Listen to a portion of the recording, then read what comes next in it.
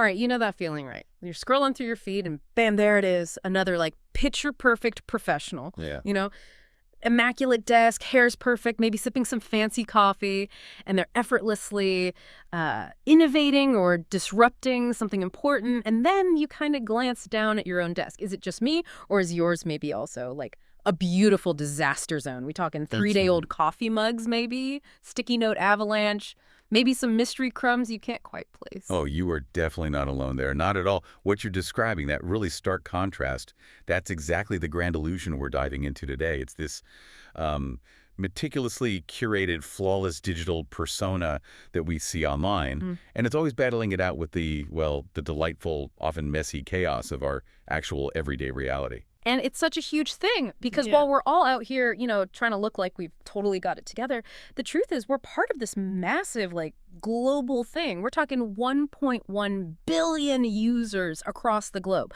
1.1 billion, all busy crafting their own professional fantasies on platforms like LinkedIn. When you really step back and think about that scale, it's just, wow, it's wild. It absolutely is. It's staggering, really. And our mission today for this deep dive is sort of pull back the curtain on all that. We want to explore the art of building this digital persona, dig into the motivations behind it, and then really look at that fascinating contrast with the hidden reality, the stuff that almost no one ever gets to see. Our goal for you listening in is to give you a kind of shortcut to understanding this whole professional fantasy RPG, what it means, Yeah. and how it affects all of us. Yeah, and all the insights we're sharing today, they come from this really brilliant and honestly wonderfully witty piece by Carol Mergel. It's called Reality is for LinkedIn Amateurs. And it just offers such a humorous but also incredibly sharp look into this whole digital hustle. So, okay, let's peel back those layers. Let's get into it. Welcome to what we're calling the world's biggest hustle. Because let's be real, LinkedIn isn't just a professional network these days, is it? It's practically its own magical realm. Think of it maybe as the ultimate fantasy role-playing game, where your character creation isn't just like important, it's absolutely everything. That RPG metaphor, it Yeah. just captures the essence of it perfectly, truly. In this digital world, you start seeing the patterns pretty quickly. The recurring character types, don't you? You've got the perpetual visionary innovator, always looking ahead. Then there's the relentlessly fearless disruptor, shaking things up. And of course, you can't forget the omnipresent, profound thought leader. And what's really remarkable is how choosing your buzzwords, choosing them wisely, becomes the absolute cornerstone of crafting that perfect character. It's like picking your spells or your special abilities. It's so accurate. And there's this really delicious paradox right at the heart of it all, isn't there? It's a platform that's, you know, supposedly built on public professionalism. But underneath all that polish, it really thrives on a lot of private eye rolling, maybe some knowing glances between colleagues. Because while everyone's busy scaling something, often behind that shiny profile, there's a very, very different reality playing out. And that hidden reality is often kind of masked by what we could call buzzword overload. Or just take scaling, for example. The article points out it appears on over 2.5 million LinkedIn profiles. 2.5 million. It's almost become this like default magic word in the professional world. And beyond that, you have terms like innovative, strategic, dynamic. They're just everywhere. You can't escape them. And when words get used that much, they start to lose their punch, don't they? They just become noise. Mergel's piece really humorously points out that for most people actually using them, these words often have, and I quote, zero actual meaning. Zero. Which makes it even funnier when you realize everyone's constantly throwing them around like some kind of secret handshake or a tribal chant. It creates this feeling of being in the know for some, but for lots of people, it just sounds like, well, jargon. Right. And what's interesting there is how these buzzwords really help build that intense focus on the persona. It's not just about what you do, it's all about how you frame it, how you present it. So crafting your profile becomes this exercise in personal branding, which, in this context, it feels like this super valuable currency. Even though you can't actually spend it, it's all about perceived status, perceived opportunity. It really suggests that, on LinkedIn anyway, perceived value often kind of outweighs actual tangible output. That's where the highly filtered photos come in, right? It's all about that perfect professional headshot, definitely not showing the comfy hoodie you're probably wearing right now. And then the language. Oh, the language. You can't just say you did stuff. Oh, no, that's way too boring. Instead, you drove, spearheaded, revolutionized. Okay. It instantly makes everything sound so much bigger, so much grander than maybe it actually was. And of course, the ultimate vibe is perpetual motion, where, sleep is for the weak. That's practically the motto. It's honestly exhausting just thinking about it. And that whole expectation, that perpetual motion, this relentless drive to always seem on, it makes you wonder who's really nailing this performance, who's mastered it. Mergel's insights point towards a specific group that seems to have perfected this professional mirage. A huge chunk, 47% of LinkedIn users, are between 25 and 34 years old, which suggests, maybe millennials are the current masters of this particular art form. And this brings up a really important question, doesn't it? What are the long-term effects here for career paths, for what professional identity even means now? Are we building a world where the digital performance starts to matter more than actual skills? Or is this just, how networking works now? It really implies we need to maybe reevaluate what professionalism even means in this digital space. Okay, so that's the curated online image, the flawless digital you. Now, meanwhile, back in the real world, your desk might just be, let's call it a war zone. This is the hidden reality that your followers never ever get to see, and it's often worlds away from that polished profile picture. Oh, indeed. The article paints such a vivid picture, and it's so relatable. It talks about those 3-day-old coffee cups forming a little monument on your desk, a sticky note avalanche threatening to just engulf your keyboard. Mystery crumbs. Where did they even come from? Hints of snacks past. And oh, the charging cables, breeding like rabbits, creating this undeniable tangle. It's such a stark, almost funny contrast to that pristine online presence we were just talking about. It really is. And the truly funny thing is, deep down, we all kind of know it, right? We're all in on it. The article points out that 41% only post wins, never the mess, 41%. So collectively, we're all sort of participating in this big, elaborate charade, hiding something. It's like the shared, unspoken secret among, 1.1 billion users? A quiet agreement to just keep the illusion going makes you wonder how much collective energy we actually spend on keeping up this shared secret. And this collective hiding, it connects to a bigger truth about just everyday imperfection that the source subtly points out. Your LinkedIn might shout about your impeccable organization or your strategic planning skills, but the article humorously reminds us that, hey, your bedroom probably hasn't seen a made bed since, 2019. It's that unmade bit of truth that really lands, I think. Or you mentioned the cold coffee collection. You start 3 cups, finish none, even though your profile calls you an efficiency expert. It's this relatable hypocrisy, this gap that makes Mergel's piece so sharp and funny. Oh, God, the cold coffee collection. That one hits way too close to home for me. Way too close. And this whole dynamic, it creates this huge internal, pressure cooker situation, doesn't it? Yeah. The source found that 61% of users feel real pressure, genuine pressure, to appear perfect online. Meanwhile, their actual to-do lists are just multiplying like gremlins when you turn your back. It's this constant tug of war, isn't it, between the digital ideal we project and the overflowing reality we're actually living. Absolutely. And this really raises a significant point about the mental toll, the cost of maintaining this constant illusion. That psychological burden of always trying to seem flawless when your daily life is anything but. It can be substantial. It's not just curating a profile. It's like curating an entire perceived existence. And that can lead straight to things like imposter syndrome, burnout, a real sense of disconnection from who you actually are. We're basically performing a full-time role that isn't even our actual job title. And this leads us perfectly into what we're calling the true art of the hustle. We're talking humble brags, pivots, and that completely deceptive false balance we see everywhere. Just to hammer home the scale again, 1.1 billion global users. And get this, America, by the way, proudly leads the world in professional humble brags. We're number 1. Go us. Huh. It really is a unique cultural thing, isn't it? And Mergel's breakdown of humble brags is just spot on.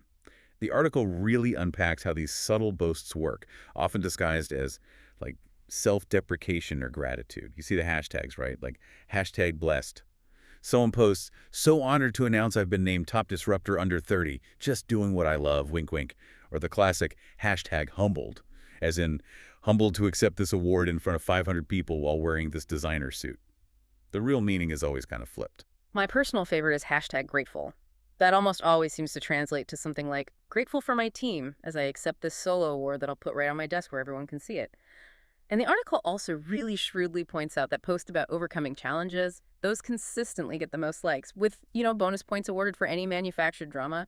It's not enough just to succeed. You got to spin this dramatic story of struggle and triumph to really boost that engagement. It's pure storytelling as self-promotion. Exactly. It's performance art. And then there's the art of the pivot, which Mergel's piece frames almost like a little play. The setup often starts with something like, after 3 amazing years, I'm leaving Company X, so many learnings. And the implied translation there, we all know, is usually something like, my boss was an absolute nightmare and I could not get out of there fast enough. Yes, totally. And then the spin comes right after. Excited to announce I'm following my passion. Which, let's be honest, more often than not really means they're paying me way, way more, and I'm definitely not complaining about it. And with every new job, you get the glow up. Right. New headshot, new bio, new personality. It's like, who even were you at the last place? Complete identity reboot. And what's fascinating there is just how fast this identity makeover happens. According to the analysis, a pretty striking 57% of users update their profiles within just 2 weeks of starting a new role. 2 weeks. It's this almost immediate launch of a new, idealized persona, specifically designed to reflect the new job status. This quick change really highlights that performative side of LinkedIn, where your identity is almost fluid, adaptable depending on your job title at the moment. And speaking of personas, let's talk about work-life balance. Using that as a status symbol, the disconnect here is just... it's mind-boggling. Mergel's piece highlights that a hefty 38% of LinkedIn users claim they have optimal work-life balance. 38%. Yet only a tiny 7% of users actually have genuine time for both work and life. That is a massive gap between what people are saying and what's actually happening. It really makes you question what optimal even means in this context, doesn't it? And who gets to define it? The ideal balance, as the article hilariously puts it, often involves like answering emails while you're technically on vacation, but very carefully cropping the laptop out of your beach photos. It's a visual trick, right? A carefully built illusion to keep up that narrative of having it all figured out, even when reality is way messier. It really speaks to this deep societal pressure we feel to look effortlessly productive and perfectly well-adjusted at the same time. Okay, so if LinkedIn is this big RPG, then connections are definitely the ultimate collectibles, the things you hoard. And it really seems to be all about quantity over quality, doesn't it? Welcome to the 500 plus club. The median user, the average user, boasts over 500 connections. But here's the kicker. Could they honestly name, 10 of those people in a pop quiz? Probably not. It's such a common scenario, isn't it? We've all gotten that kind of perfect strangers connection request. The one that says, hey, we met once at that conference for about 3 seconds while waiting for coffee. Will you endorse my skills and maybe be my professional reference? This behavior really highlights a core part of the platform. Networking is often valued way more than genuine connection. And quantity absolutely seems to trump quality. It's like getting an achievement unlocked badge for connections rather than actually building relationships. Exactly. And this feeds right into what we're calling the engagement Olympics. It's this relentless kind of high-stakes cycle where the thinking is more posts, more successful, allegedly. Right. There's this undeniable pressure, maybe even anxiety, to check for likes hourly. Or you risk career death, or at least feeling like you do. It's just this constant anxious monitoring of your digital validation score. And that anxious checking, it's all driven by the algorithm. It has these insatiable demands. The article basically translates the algorithm's secret message as post something, anything. Doesn't even matter if it's good. Just be active. Feed me content. Huh? And this leads to this almost obsessive need to chase likes, constantly refresh your feed. It also fuels that need to comment everywhere, even if it's just dropping a generic, great insights on posts you haven't actually read. It's a cycle of just relentless activity. It rewards sheer presence, sheer noise over actual value or reality or substance. But okay, here's where it gets really interesting. Because there's a new force emerging on the platform. And they seem poised to shake up the entire game. We're talking about Gen Z coming for your thought leadership. They might just completely rewrite the rules of this whole professional RPG. Yeah, the takeover, in many ways, it feels like it's already happening. Nearly 29% of LinkedIn users are now between 18 and 24 years old. That's a huge slice. And they are significantly changing the landscape, changing what's expected and what's accepted on the platform.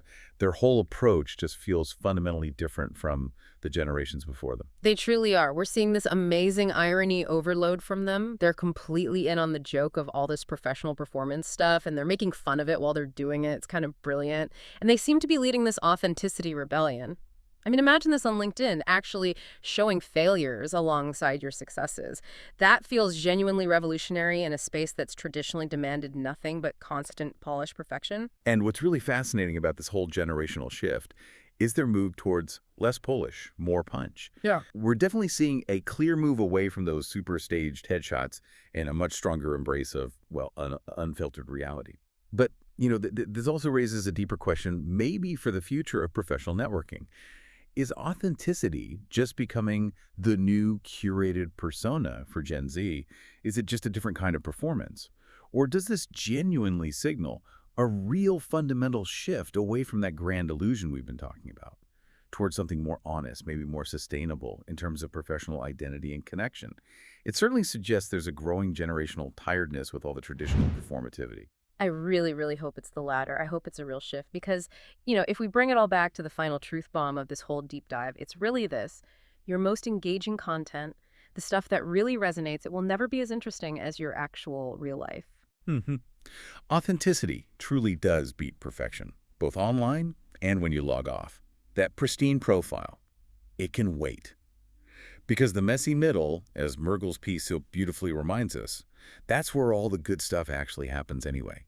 It's in the imperfections, isn't it? The struggles, the genuine moments. That's where real growth happens, where real connection forms. Exactly. Perfect is just boring, honestly. And real connections matter so, so much more than just collecting digital ones. We should always be valuing quality over quantity in everything, but especially when it comes to other human beings and the relationships we build. So what does this all mean for you, the listener, taking all this in? It kind of boils down to a simple, but maybe incredibly powerful call to action. And it comes straight from Carol Mergel's insights in the article. Log off LinkedIn. Touch grass instead. Yeah. Go live the actual story that's worth telling, not just the one you post online. We truly hope this deep dive has given you some fresh perspective on the digital personas we all craft, sometimes without even thinking about it, the subtle games we play, and maybe most importantly, the beautiful, messy, wonderful realities that exist so delightfully just behind the screen.